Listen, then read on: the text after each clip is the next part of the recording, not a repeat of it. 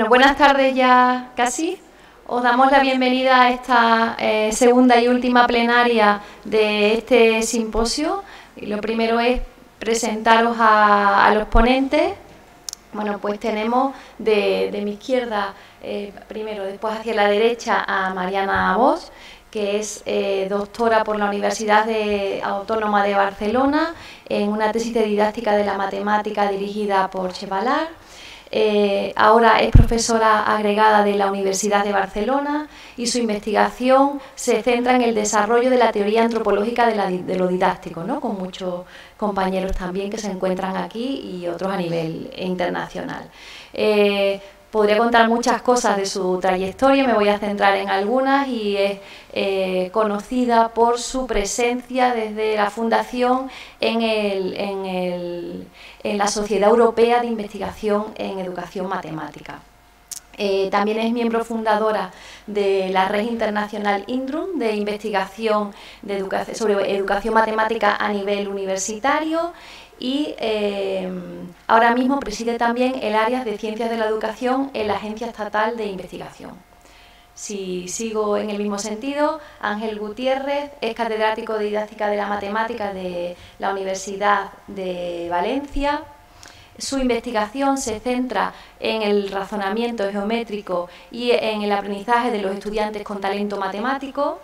Es editor, o ha sido editor hace poco, ahora es asociado, ¿no?, de la revista Enseñanza de la Ciencia, y asociado también de Educational Studies in Mathematics, y así como Mariana está ligada especialmente al CERME desde sus inicios, en el caso de Ángel es al PME, y de hecho los dos libros que hay digamos, de compendio de la investigación en el PME, ¿no?, en la Asociación de Psicología de la Educación Matemática, él es uno de los coeditores. Ahora mismo, por contar también algunas de las últimas actividades, está involucrado en la organización del 26 ISMI Studies sobre avances en educación geométrica. Y sigo ya entonces por mi derecha. Salvador Llinares es catedrático de la Universidad de Alicante. Su investigación se centra en la formación del profesorado, sobre todo en competencias docentes y en cómo diseñar entornos formativos para potenciar ese aprendizaje. Es coordinador del grupo de investigación y formación didáctica en el que se inserta el de investigación y didáctica de la matemática de la Universidad de Alicante. Él ha sido presidente de la CEIEN, cofundador de la Red de Educación Matemática de América Central y el Caribe, editor asociado del Journal of Mathematics Teacher Education, coeditor del International Handbook of Mathematics Teacher Education, uno de los volúmenes con Oli Chapman, y en su caso ha estado vinculado especialmente al Comité Internacional de Educación Matemática, que le concedió, el comité le concedió la medalla Santaló por su trayectoria en la educación matemática internacional y sus vínculos con Latinoamérica. Después de esto quería comentar un poco la idea en la que surge esta plenaria. Digamos que el antecedente, por lo menos que pensamos, ¿no?, hay como dos líneas que confluyen. Por una parte, en 2008, precisamente en un simposio de la CEIEN, hubo una plenaria que dio Salvador Llinares con una ponencia que se llamaba Agendas de Investigación en Educación Matemática en España. Y en ese momento lo que hacía era, hasta ese momento, claro, hasta el 2008, una revisión sistemática de la investigación que se estaba produciendo a nivel de artículos que estaban en bases de datos, digamos, relevantes, en Web of Science y Scopus, y entonces organizaba, digamos, aquello en un mapa, identificando ámbitos de investigación y dentro de esos ámbitos distintas agendas. A mí esa ponencia me resulta especialmente útil, por ejemplo, en los cursos de doctorado, porque es muy interesante para el que empieza darle alguna especie de mapa de la situación, e incluso que si está pensando en su investigación o lee investigaciones, piense dónde la sitúa, ¿no? Pero claro, eso es del 2008, o sea que ya convenía actualizarlo. A nivel de España, yo personalmente no conozco algo que esté hecho así a nivel de la investigación nacional, ¿no? Eso por un lado. Después también confluyó que en el PME de Alicante se hizo una presentación de la investigación que se estaba desarrollando en España, y eso también suponía el presentar como una panorámica de la situación. En este caso estuvo coordinado por Mariana Bosch.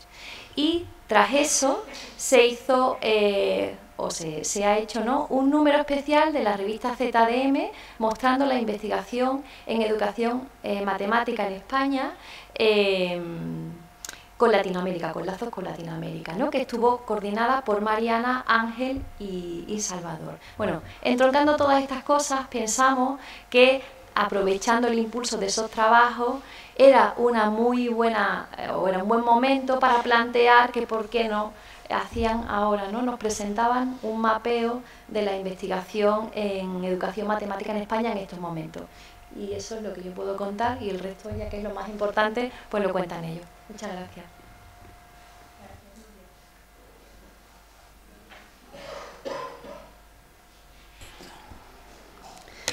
Muchas gracias, Nuria. En nombre de Ángel, Salvador y yo misma te agradecemos mucho la invitación. También se la agradecemos a la SEIEM, la invitación, la paciencia y el trabajo de revisión de nuestro texto para las actas.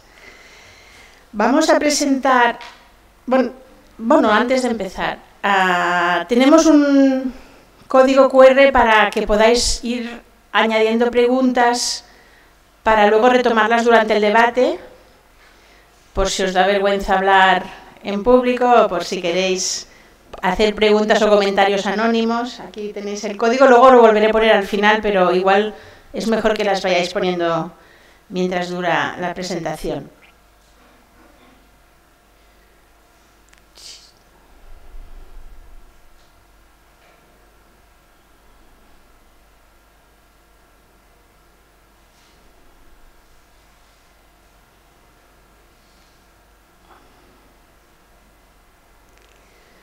Vale, pues el índice de la presentación, voy a hacer una introducción cortísima porque Nuria ya ha dicho lo principal y después seguirá Ángel con... Estos son los apartados que hemos utilizado principalmente para elaborar el número especial de ZDM. Un apartado sobre la enseñanza y aprendizaje de contenidos matemáticos, después Salvador comentará la investigación sobre formación del profesorado de matemáticas, volverá Ángel con 2 líneas más breves pero muy independientes de los estudiantes con necesidades educativas especiales y el uso de la tecnología, y acabaré yo explicando la investigación que está muy centrada en contribuir al desarrollo de teorías de educación matemática y unas breves conclusiones. Solo para ilustrar lo que ha comentado Nuria, en el PME hicimos un primer trabajo, un colectivo bastante amplio para recoger y hacer una presentación nacional de lo que era la investigación en educación matemática en España, y utilizamos una línea del tiempo y publicaciones recientes para elaborar unas cuantas líneas. En este congreso, la editora de la revista ZDM nos contactó a Ángel, Salvador y a mí para encargarnos que produjéramos un número especial sobre la investigación en educación matemática en España, en el que hemos trabajado un conjunto amplio de autores desde el 2022, hace ya 2 años, y a partir de aquí y de este trabajo previo, tanto en el PME como en el número especial, es con la materia con la que hemos elaborado nuestra presentación de hoy. Y dejo el paso a Ángel.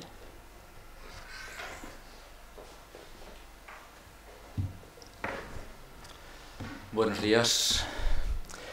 Bien, de los bloques de contenidos en los que hemos intentado organizar la actividad investigadora española, pues uno de ellos es el que tiene que ver con la actividad de los estudiantes, es decir, lo que son los procesos de enseñanza y aprendizaje mirados desde el lado del alumno, y lo hemos organizado de acuerdo con los diferentes bloques de contenidos que hay en nuestro sistema educativo actual, tanto de primaria como de secundaria, es decir, aritmética, álgebra, funciones, geometría, incluyendo visualización y demostración, y luego la parte de probabilidad y estadística.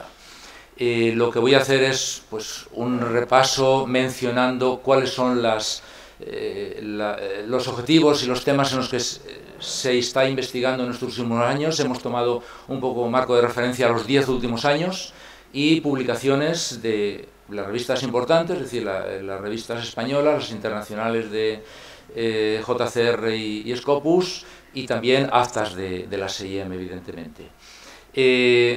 Vais a ver que va a ir apareciendo el texto con las citas de quién está trabajando en eso, para evitar que las citas sean demasiado largas y no tener que poner siempre 200 veces et al, pues va a aparecer solamente el apellido del primer autor.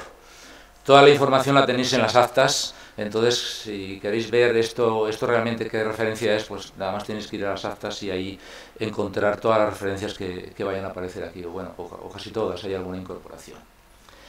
Centrándonos en la parte de aritmética, pensamiento numérico y aritmética, no solamente la elemental, que es a la que se refiere básicamente el pensamiento numérico, sino también la aritmética de secundaria, pues hay unas cuantas líneas de investigación diferentes. Digamos que la característica que tienen todas estas líneas que vamos a ir viendo en los diferentes bloques de contenidos es la diversidad. Por ejemplo, el tema de resolución de problemas, por supuesto, está siempre presente. En este caso, pues hay actividad sobre los que están menos trabajados, que son los problemas multiplicativos. Una investigación sobre cómo deciden los estudiantes qué operación elegir cuando están resolviendo este tipo de problemas, si toca multiplicar o si toca dividir. De un tiempo para acá sabéis que está bastante en auge el planteamiento de problemas o la invención de problemas, el problem posing en inglés, como lo queréis llamar.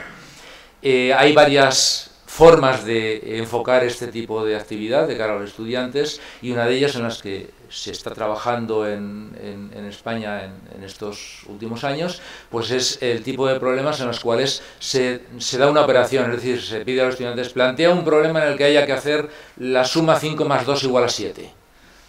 Es ese estilo de problemas. Tema sempiterno. Cuando yo empezaba la investigación hace ya 40 y tantos años, ya era un tema antiguo, el del aprendizaje de los números racionales. Y seguimos sin resolver gran cosa, los estudiantes siguen teniendo muchas dificultades con ellos.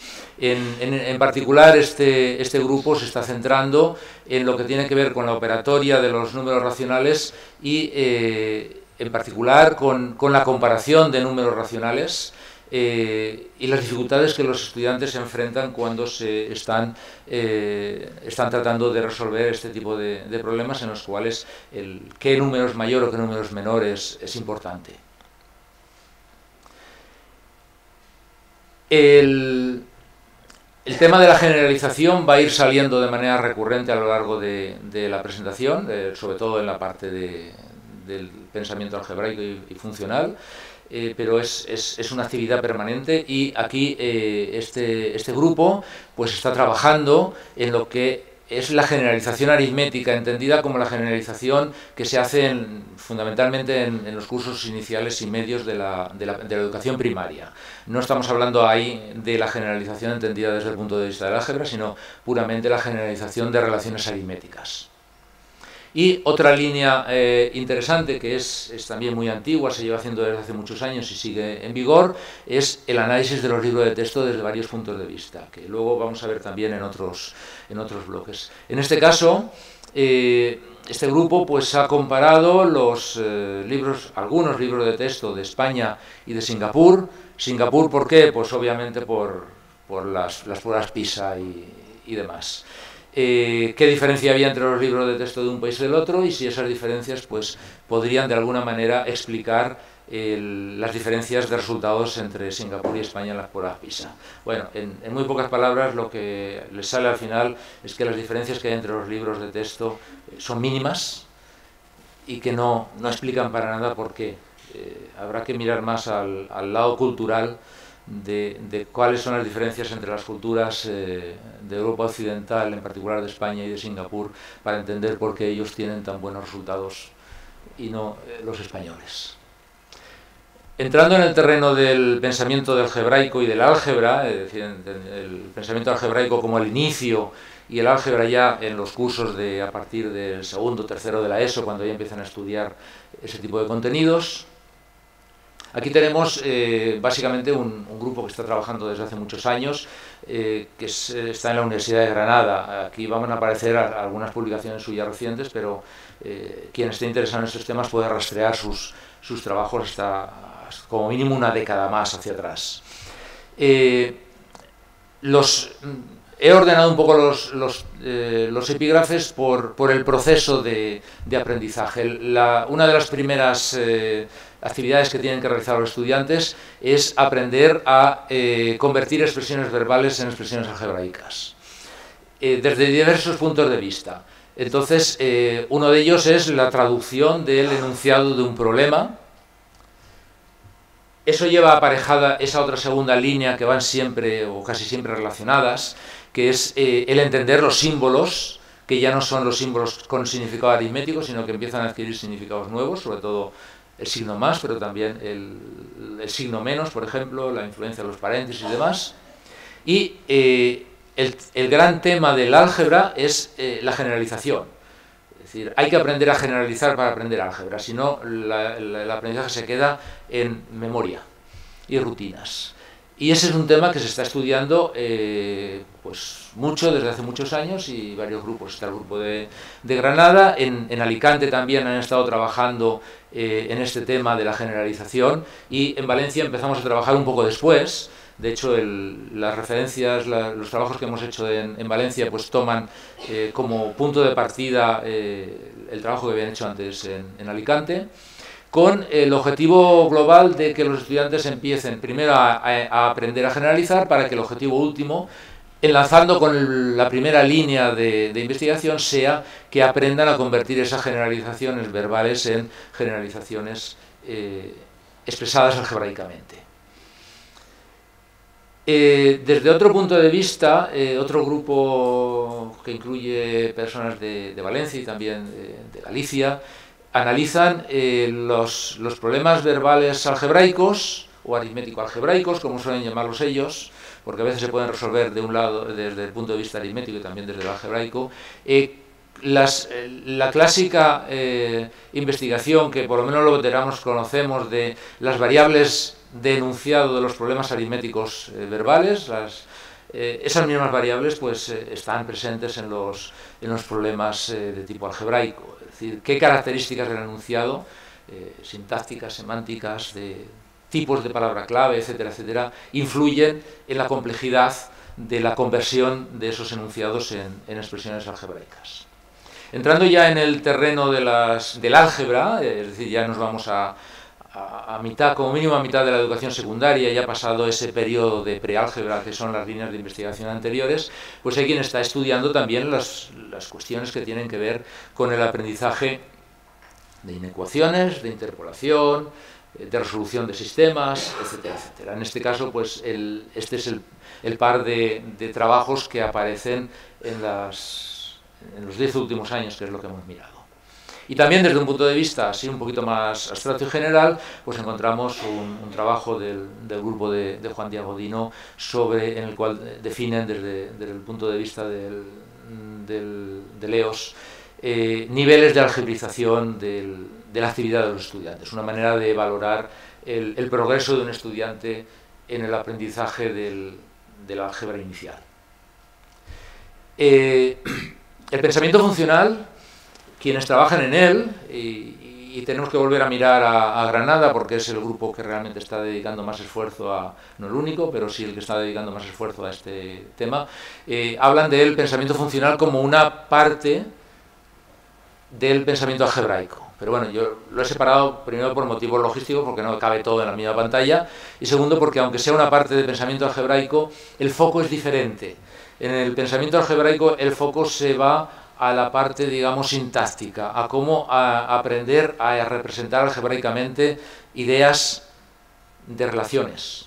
En el pensamiento funcional el foco se va a esas relaciones, a que los estudiantes sean conscientes de que hay unas cantidades, unas variables que cambian, pero que no cambian de manera independiente, sino que hay una relación entre ellas, la covariación. Entonces, las formas de representación de las relaciones funcionales pues no son exactamente las mismas y no son los mismos objetivos que en las relaciones prealgebraicas. La misma problemática de conversión de una relación algebraica verbal en una expresión algebraica simbólica, pues la conversión de una relación funcional verbal en una expresión algebraica simbólica, pero que represente esa función. Tanto en preálgebra como en pensamiento funcional, el significado de las letras es un tema muy importante. Ya sabéis, quienes os dedicáis a esto o quienes sois profesores de estos temas, que de repente llega el tema de álgebra en primero o segundo de la ESO y empiezan a aparecer X por todas partes. Bueno, pues evidentemente lo que nos dicen estas investigaciones es que no es la mejor manera de que los estudiantes entiendan qué significa esa X, que hay formas mucho mejores de ayudarles a entrar en ese terreno. Y una cuarta línea de investigación en la cual pues, se trabaja sobre cómo dar a los estudiantes diferentes ideas para poder abordar de diferentes maneras el manejo operativo, en términos de resolución de los problemas, de las relaciones funcionales que se encuentran. Es decir, diferentes formas de abordar y de representar, ahí intervienen ya, por ejemplo, pueden intervenir las diferentes formas de representación de una relación funcional, no solamente la verbal y la algebraica, sino también pues, la gráfica, la tabular, etc. Seguimos avanzando y entramos ya en los cursos de secundaria que ya no son de preálgebra, sino ya son de álgebra, y nos encontramos básicamente un grupo que lleva también bastante trabajo hecho en este terreno, de profesores de Valencia, de Castilla-La Mancha y de Galicia, que se dedican a ver diferentes aspectos del manejo de las expresiones algebraicas ya desde el punto de vista de estudiantes que ya han trabajado y ya conocen el álgebra y ya la han estudiado. También el mismo tipo de problemática en la formación de profesores. Y hay alguna investigación particular interesante que son algunos problemas, algunos contextos específicos típicos y tradicionales. ¿Quién no ha tenido que resolver alguna vez problemas de edades, no? Pues siguen estando en los libros y siguen teniendo características diferenciadoras de otros tipos de problemas que los hacen interesantes desde el punto de vista de practicar esas transformaciones de enunciados verbales en expresiones, en este caso en ecuaciones, y lo que estudian son las dificultades de interpretación del texto para convertirlo en una relación, en una ecuación. Seguimos avanzando en los cursos y nos encontramos pues, investigaciones que tienen que ver con el aprendizaje de los límites y también con el aprendizaje de las derivadas. Posiblemente aquí nos estemos dejando cosas, obviamente. Como decía, miramos los 10 últimos años. Me podéis decir, es que en España nadie investiga sobre las integrales. Pues yo no digo que nadie investigue, probablemente sí, pero en la literatura que he buscado y que he consultado, pues no ha aparecido ninguna investigación sobre el aprendizaje de la integral. Vamos al terreno de la geometría, lo que se suele llamar el pensamiento geométrico, y dentro de ese terreno, pues dos componentes que son importantes y que tienen su propia entidad, es la demostración matemática y la visualización. No es que demostración y visualización sean coto exclusivo de la geometría, ni muchísimo menos, pero bueno, por motivos variados que ahora no viene a cuento analizar, es el terreno matemático en el que es más frecuente introducir a los estudiantes a la demostración matemática y, por supuesto, y ahí no hay ninguna necesidad de justificarlo, es el terreno de las matemáticas en el que la visualización hace falta de manera más intensiva. Entonces es normal que en este campo pues haya más actividad investigadora. Por una parte nos encontramos trabajos hechos en Alicante sobre el aprendizaje de los conceptos geométricos elementales por niños de los primeros cursos de primaria, básicamente la primera mitad de la primaria. El aprendizaje del concepto de polígono en sí mismo y luego de diferentes familias de polígonos, fundamentalmente triángulos, cuadriláteros, pero también otros tipos de polígonos, y cómo son los procesos de comprensión de esos conceptos y cómo son los sofisticados que pueden llegar a ser las actividades que pueden realizar estudiantes de primaria. En este tipo de actividad nos encontramos, como en otras muchas, que se hacen en primaria, de que cuando uno se pone a mirar y se le trabaja con los niños con cuidado, pues se ve que son capaces de hacer muchas más cosas de lo que uno normalmente piensa por lo que es el currículum ordinario y por lo que es la enseñanza que reciben de manera ordinaria. Hay muchas veces que pensamos, no, esto vamos a dejarlo para sexto, y a lo mejor resulta que en tercero lo pueden hacer exactamente igual. El tema de la demostración matemática es ya muy antiguo, viene de muy lejos. Desde los años 1900, final de los 80, la tesis doctoral de Balachev fue un punto de partida, y desde entonces pues se sigue trabajando en este terreno, tanto en España en particular, pues en el caso de Valencia, pues es una línea de investigación que llevamos casi 30 años con ella abierta.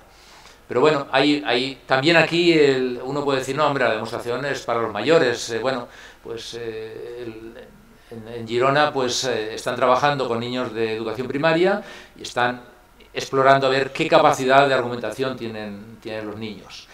Claro, se ve que evidentemente no son capaces de hacer demostraciones formales, ni mucho menos, pero sí que son capaces de dar argumentos, aunque una conclusión interesante está evidentemente desarrollar, y yo creo que es una línea que merece la pena avanzar, esa idea que sacan en ese trabajo, de que son capaces de dar argumentos que son fundamentalmente descriptivos, pero todavía no se les ve con capacidad o con interés, habría que ver cuál de las dos cosas, por hacer argumentos de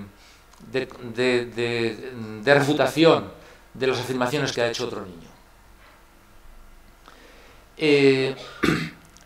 En Granada se está trabajando también sobre demostración en el terreno de los últimos cursos de primaria y principio de la ESO, en el contexto de Stalmat, que como sabéis pues abarca ese periodo de sexto a primero o segundo de la ESO, dependiendo un poco de las comunidades, no es igual en todas. Entonces ahí pues el grupo de Granada tienen ahí un laboratorio permanente en el cual pues están haciendo una cantidad de investigaciones. Quiero decir también que yo he puesto aquí números de años, pero no necesariamente están todos. Hay veces que hay una serie de publicaciones que son avances sobre el mismo tema, y entonces he puesto uno de los años para marcarla, pero no he puesto la secuencia de todos los años, que a veces son 2, 3, 4 publicaciones consecutivas. La demostración matemática, vista desde el punto de vista didáctico, se puede abordar desde muchos enfoques, y hay una diversidad de marcos teóricos que permiten analizarla de diferentes maneras. Entonces, pues podemos ver, por ejemplo, que en Alicante se han dedicado a trabajar desde el punto de vista del razonamiento configural, y también desde el punto de vista de los espacios matemáticos. En Valencia nos hemos centrado en categorías de tipos de demostración derivadas básicamente a partir del trabajo que mencionaba hace un segundo de Balachev, toma de decisiones de los estudiantes y, por supuesto, pues también el papel de profesor. Se está trabajando con futuros profesores, y también hay un trabajo que a mí me parece que es una línea de investigación que es relativamente reciente a nivel internacional. En España no hay mucho, que es mirar hacia la universidad y mirar hacia las facultades de matemáticas. La demostración, en particular en este trabajo que está ahí referido en la última línea, cómo trabajan los matemáticos profesionales, los profesores de la Facultad de Matemáticas, cuando están haciendo demostraciones, ellos mismos. Hay un trabajo en el cual pues, se plantea el uso de determinados problemas históricos, en particular pues, de algún problema de Clairaut, como manera de motivar a los estudiantes para entrar a aprender la demostración. Y luego hay otro tema que está pues, muy de actualidad, obviamente, por aquello de la inteligencia artificial, que son los sistemas de demostración automática. Existen sistemas sofisticados, pero bueno, nuestros compañeros de Cantabria Madrid pues están trabajando con GeoGebra y esas habilidades que los que lo manejáis sabéis que tienen, de que se le puede decir, oye, dime si esta red y estas son paralelas, y el geógrafo dice, sí, son paralelas, o no, no son paralelas. Entonces, este tipo de habilidades de demostración automática pues se pueden utilizar, ellos lo están utilizando para la gestión de la motivación y de que los estudiantes entiendan la necesidad y la utilidad de la demostración matemática.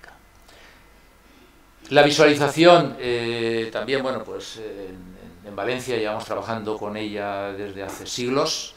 Fue uno de los primeros temas en los que empezamos a trabajar ya en los años 90.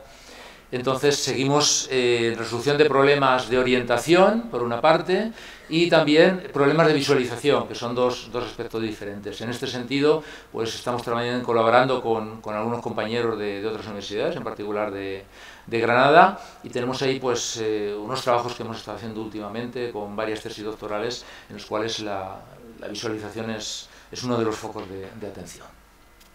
Bien, y en cuanto al último bloque, probabilidad y estadística, pues por una parte la parte de probabilidad, incluso por lo que comentaba antes, de qué saben hacer los niños pequeños, bueno, pues en Granada, aquí, por supuesto, hablar de probabilidad y estadística, lo primero que a cualquiera que conoce un poco el tema le viene el nombre a la cabeza es Carmen Batanero.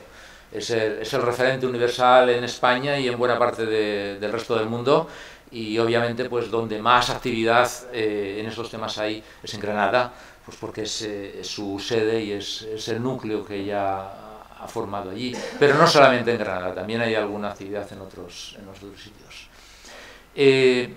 Como decía, hasta los niños de educación infantil pueden empezar a tener concepciones de azar y concepciones de probabilidad. No es algo que haya que esperar a los últimos cursos de la primaria para empezar a desarrollar. Hay otros compañeros que han desarrollado rúbricas para trabajar diferentes temas de contenidos curriculares, y en particular pues rúbricas para analizar cómo son las clases de probabilidad en educación primaria del grupo de Girona. Hay una cuestión importante que está siempre ahí presente, que es que la probabilidad no es más que una razón, y la proporción entre varias probabilidades, ¿no? Pero en Granada, pues uno de los estudios que están haciendo ahora más recientemente es analizar la influencia de las concepciones de proporcionalidad en los estudiantes y cómo eso influye en el caso de los problemas de probabilidad, y ven que hay diferencias claras en los mismos estudiantes en cómo manejan problemas aritméticos y cómo manejan problemas probabilísticos, probablemente porque el contexto probabilístico o es más desconocido o es más complejo. También aparece el problem posing, el planteamiento de problemas de probabilidad con futuros profesores, en los cuales pues se les da un contexto y se les pide que diseñen problemas para el nivel educativo correspondiente.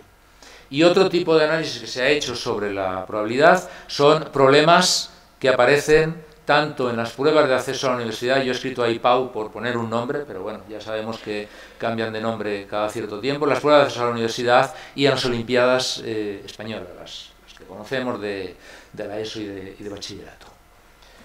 Y en cuanto al sentido estocástico, pues hay análisis de los diferentes conceptos fundamentales que van apareciendo a lo largo de la primaria y la ESO, de las distribuciones muestrales, medias, etcétera.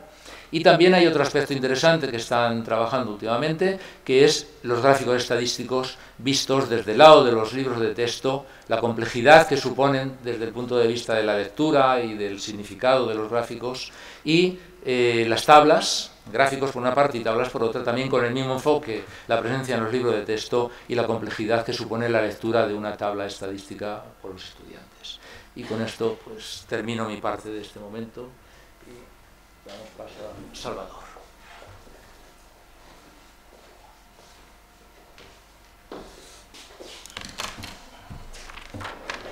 Bueno, cambia el que habla y cambia también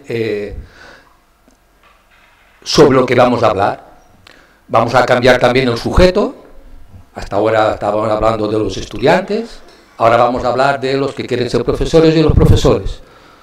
Estábamos hablando de características de cómo aprenden las matemáticas los estudiantes. Ahora vamos a hablar cómo los profesores aprenden aquello que es necesario para ser profesionales, es decir, la idea del conocimiento específico y la idea de la competencia docente.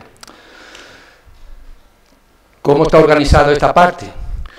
Pues con la misma estructura que ha seguido Ángel en la parte de estudiantes y contenidos y aprendizaje. Identificar lo que nos preocupa como colectivo de investigadores, pero con un pequeño énfasis aquí, e intentamos visualizarlo desde la SEIEM, porque existe una hipótesis de trabajo, y es que somos capaces de identificar problemas que nos preocupan como investigadores en relación a los profesores y a la formación de profesores de matemáticas, desde los simposios de la SEIEM hasta la visibilidad internacional vista en publicaciones de artículos en revistas JCR y Scopus. Y entonces, como si es fácil identificar cierta relación entre lo que nos preocupa, no trabajo específico, sino lo que nos preocupa como problema de investigación, pues vamos a intentar visualizarlo de esta manera en lo que aquí estás, ¿vale?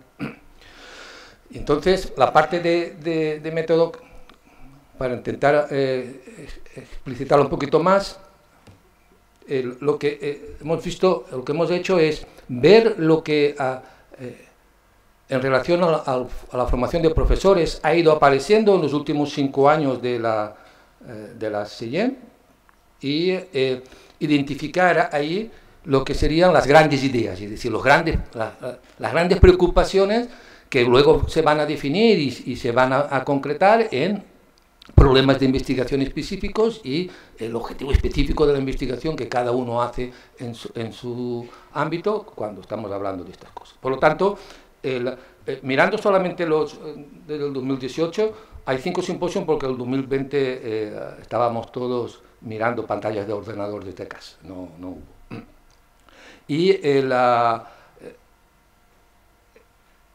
se está apoyando, nos vamos a apoyar también en lo que decía Mariana al principio de la charla, es decir, esa presentación que hicimos como comunidad de investigadores en España hacia una comunidad internacional, como era el PME en el año 2022 que se realizó en Alicante.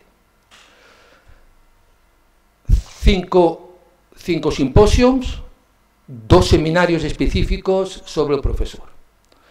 En Gijón 2018 y en Logroño 2023.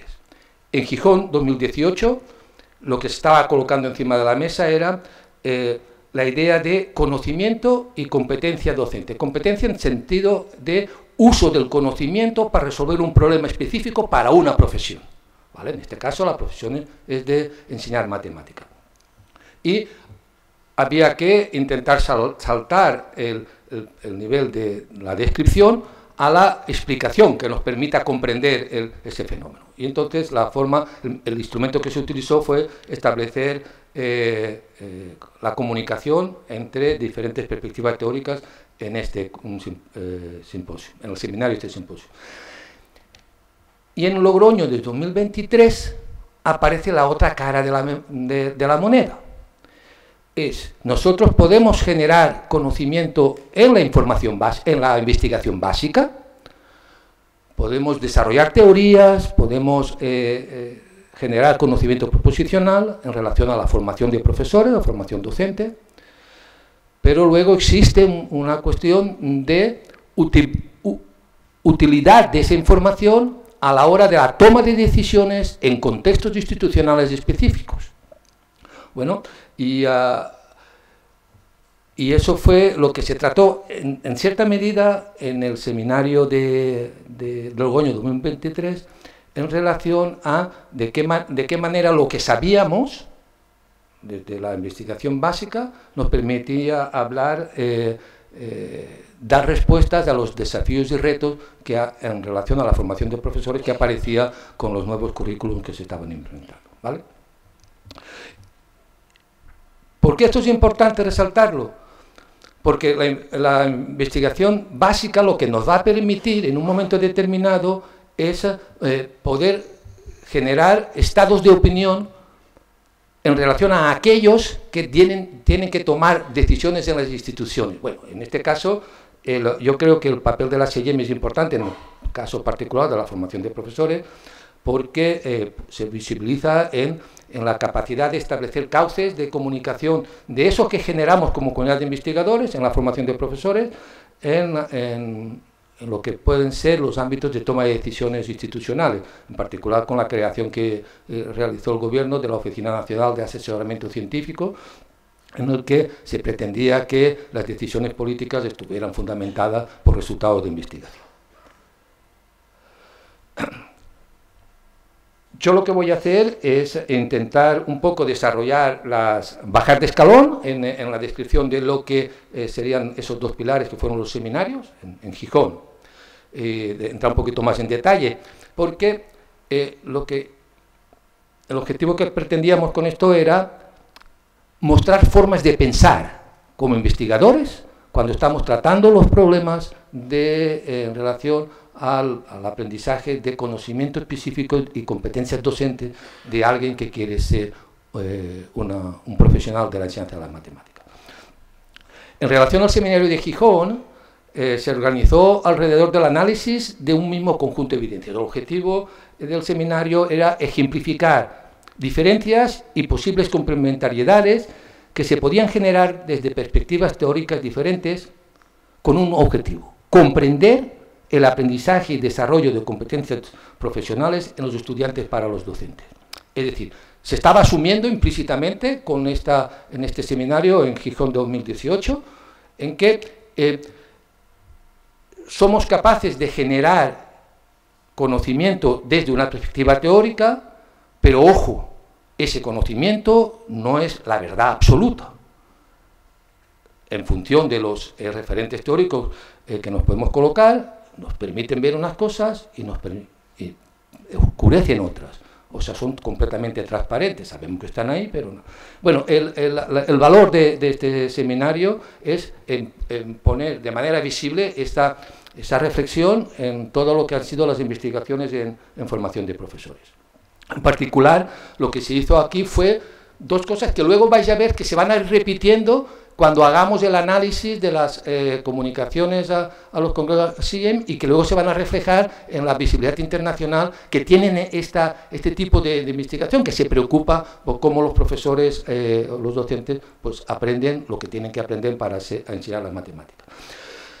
Por una parte teníamos, se colocaba enfrente el uso de modelos de conocimiento especializado del profesor de matemáticas, en particular lo que en ese seminario se usaba es el MTSK de los compañeros de Huelva, y luego todo lo relativo al modelo de conocimiento y competencias didáctico-matemáticas desde LEOS, que luego ya lo desarrollará posteriormente Mariana. Y en segundo lugar estaba la perspectiva sobre la racionalidad de la práctica. Es decir, somos capaces de darnos cuenta que ya junto a la idea de qué es lo que tiene que conocer un profesor y cómo se construyen los ambientes de aprendizaje para que los estudiantes para el profesor aprendan ese conocimiento, la pregunta, vamos a ver, que se va trasladando hacia cómo desarrollamos formas de razonar sobre las situaciones de enseñanza-aprendizaje, que es lo que va a caracterizar la idea de competencia. Competencia en el sentido de uso del conocimiento para resolver problemas específicos de la profesión que tengo.